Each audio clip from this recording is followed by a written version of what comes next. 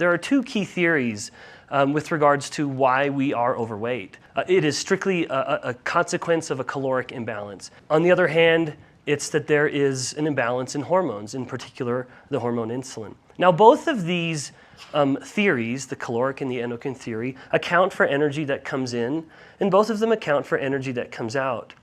And on the caloric side, however, it's just as simple as that.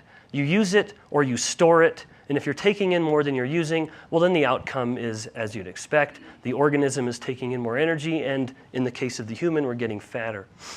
On the endocrine side, it's slightly more complicated. It assumes that we are not perfect thermodynamic machines. Energy must be told what to do, like a naughty little kid. And in this case, among many hormones, insulin really does stand above the rest. And when insulin is elevated over normal sort of baseline homeostatic levels, insulin will tell the system, tell the adipocyte specifically, expand the influx of energy and reduce the efflux of energy. And as you would expect, the system gets bigger on that side as well. When insulin is elevated above normal, it tells the system, expand the influx of energy and reduce the efflux of energy. Thus, the system gets bigger. There is some overlap insofar as both of them have to account for calories. And so there's some overlap, and many people would be willing to admit that degree of overlap. And on the caloric side, the story begins and ends with storing it or using it. That is, a purist when it comes to thermodynamics would say the energy has to be stored or used, and thus there has to be a perfect accounting of it. You can almost tally it up. However, what I'm going to show you, and why this might be a little provocative, is that the endocrine theory actually encompasses, I would say, almost all of the caloric theory. And that's why you can be an endocrine theory advocate. And really, what I'm going to show you is have some wonderful defense against someone who tries to beat you over the head with the idea that it's just a pure numbers game. It's not really. But as the caloric theory is somewhat encompassed in the endocrine theory, that means the endocrine theory has to, in and of itself, account for some storage and usage of energy. And it does, as I'll show you. Part of how it does that is the nature of our fat tissue. We have fat tissue, of course, all over the body. Fat tissue can act a little differently in different environments. So we're going to talk about these two variables in particular.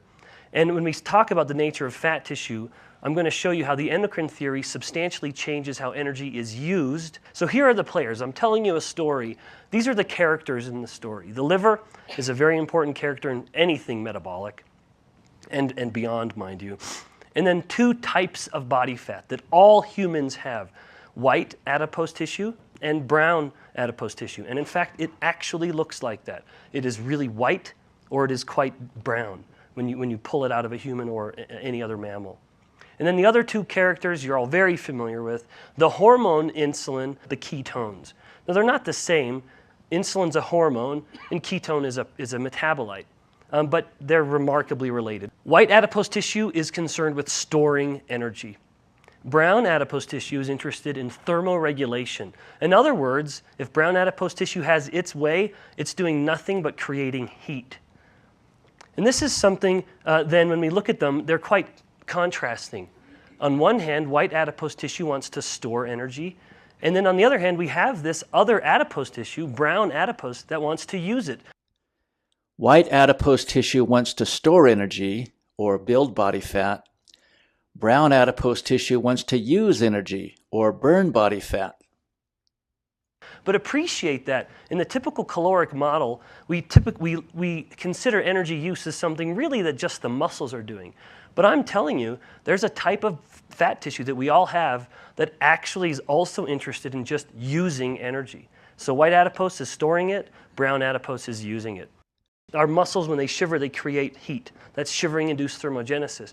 When you have, as a baby, especially an infant, has a lot of brown fat, that brown fat is keeping them sufficiently warm that there's no shivering required. But of course, as they start to get a little older, the brown fat starts to diminish. And sure enough, by the time we become even kids and aging up towards adulthood, there's a shift happening. And relatively less of our fat is brown fat, and more of our fat is the storage white adipose tissue. As we develop, Relatively less of our fat is brown fat. More is white or storage adipose tissue. We have brown fat tissue and it is relevant. It is more active in some people. It can be induced to be more active in some people. Regardless, if you have more of it and it's more active, you're going to be in a good place metabolically speaking. So brown adipose tissue is unique because it looks brown because it is enriched, with other things, with mitochondria. And as you know, mitochondria is the site of oxidation of nutrients, glucose or lipids. What the mitochondria are doing in brown adipose tissue, though, is unique. But all mitochondria have a capacity to do two types of things. And so on one hand, the mitochondria will pull in glucose, and it will only use as much glucose as it needs for the work that the cell is requiring the energy for. Does that make sense? The cell has a certain need for energy, and then it will take in only as much nutrient, glucose in this case, in the particular case of the brown adipocyte. It'll pull in only as much glucose into the mitochondria as it needs for the work to get done. Mitochondria also have the ability to pull in glucose and use it to produce nothing but heat. And it will just continue to produce heat. And so it's like you just keep throwing logs onto the fire. What is producing this heat is something called the uncoupling protein, or UCP1. All mitochondria have, to some degree, this protein. If uncoupling protein has its way, it's starting to produce a lot of heat from the mitochondria. But as you can see, if we're wanting the fire to get bigger and bigger and bigger, the fuel is glucose, so our glucose starts to come down. In a human, if glucose starts to come down, that of course is going to affect insulin. And what happens to insulin? Well, of course, it starts to come down. We have less need to increase insulin to try to bring it out of the blood. The mitochondria are already doing it. And this overall series of events, more uncoupling protein in mitochondria, resulting in this subtle increase in heat, sometimes imperceptible, mind you, in the body, but this results in a reduction in blood glucose because we have a sink, we have a place to dump the glucose, a reduction in insulin, and overall creating a very metabolically favorable milieu. The body is becoming less resistant to obesity and more resistant to diabetes and conditions of insulin resistance. So back to the liver. The liver is a site of tremendous flux, converting nutrients into other nutrients. And at the heart of this is the molecule acetyl-CoA. And again, you've already seen this if you hadn't seen it before. Acetyl-CoA is at the branch point of many, many nutrients. Nutrients turning into acetyl-CoA or acetyl-CoA turning into nutrients. All of them, amino acids, glucose, fatty acids. In the case of what the liver is going to do with acetyl-CoA, liver is going to dictate that in a large way. There are other hormones that come into play, but insulin stands, again, above the rest. Now, as a reminder, acetyl-CoA is a metabolite of the breakdown of both fats and glucose. So just keep that in mind. If insulin is high, it wants to turn acetyl-CoA into lipid. So whatever source the acetyl-CoA was, or wherever we got that from, if insulin is up, it's activating an overall series of events that is pushing acetyl-CoA into lipogenesis, creating new fats from the liver. If, in contrast, insulin is low, then we have a very different outcome. And in this case, we have this unique production of ketones. So the first question we asked in my lab, what is the effect of insulin on the nature of adipose tissue? We increased insulin, and if we increase insulin, what's going to happen to ketogenesis and ketone levels? Of course, it's going to plummet. First study was inducing hyperinsulinemia in a mouse model. And what we found immediately, so let me take you through this. This figure is firstly just looking at the mass, the growth of the fat pads over this 4-week of induced hyperinsulinemia. And just like humans, mice have very distinct depots or places of fat tissue. The perirenal is a typical visceral fat. The inguinal on the mouse is a subcutaneous fat that's right beneath the skin. And then the interscapular is the mouse's site of true brown fat. And then the humans, that's sort of where we are carrying it, in our thoracic cavity.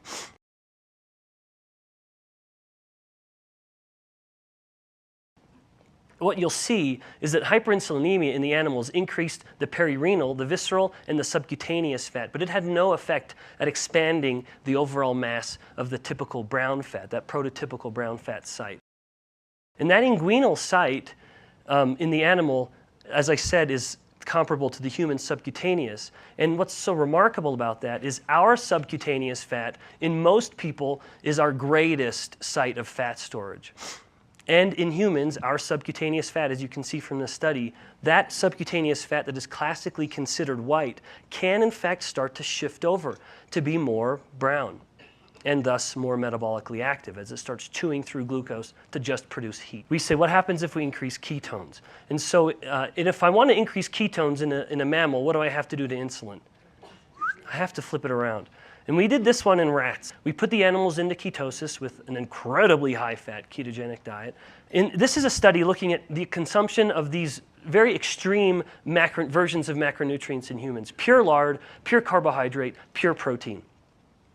And you'll see what insulin is doing, how the insulin response is in each of these instances. Protein's having a modest effect, increasing, and that would depend on the protein, just like it would depend on the type of carbohydrate. But whereas protein has a modest insulin effect, carbohydrate has a substantial insulin effect. And then you can't even see the insulin effect to lard because it's just humming along at zero. That's why when it is a low-carb, high-fat diet, it's all about keeping insulin low. And you're providing calories to the body, but not sufficient to increase insulin. We pulled the inguinal fat pads, the subcutaneous fat from the rats, and we looked at the mitochondria from the rats. And you'll notice the black bars, the ketogenic diet-fed animals versus the standard chow-fed, the white bars. You'll see that the mitochondria in this subcutaneous white fat from the rats shifted. And you see that the mitochondria are acting, they're much more active. They're using much more oxygen. And then if you'll notice on the bottom with that Western blot, it's subtle, it's a little hard to see, but UCP1 started to climb. That it was almost undetectable in the subcutaneous fat of the standard chow-fed rats, and now all of a sudden we start to see it's blossoming, it's growing, the protein is starting to be expressed. And that's likely what's driving this increased rate of respiration in this white fat tissue. Thus, it's shifting the white fat to be more like brown fat. I've already shown you now that in the endocrine model, we have this unique use of energy in the form of brown fat, where we are uncoupling the mitochondria just to produce heat, to use glucose just to fuel the fire.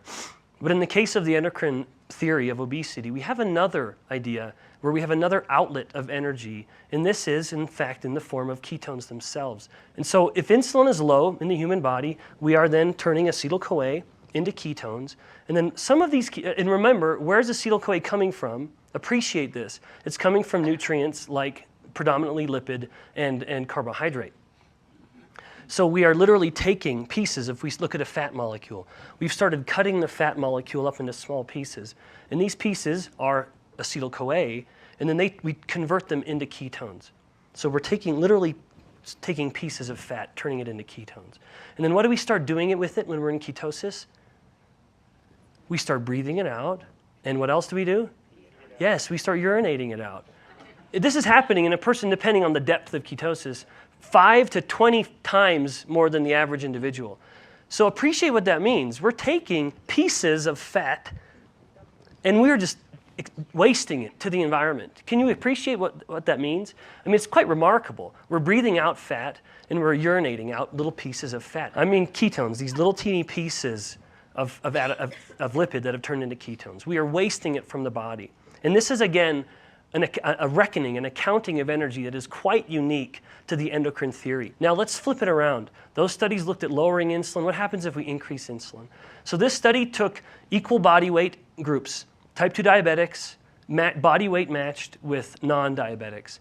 And that in the original state, the metabolic rate in the type 2 diabetics was higher than the non-diabetics. And that might be for any number of reasons, but least of which could be that their insulin might have been lower than the other overweight non-diabetic. But what happens when you start the type 2 diabetic on insulin therapy? Their metabolic rate starts to significantly drop, and that's what they found. When the type 2 diabetics started insulin therapy, metabolic rate dropped. More evidence that there's some shift going on.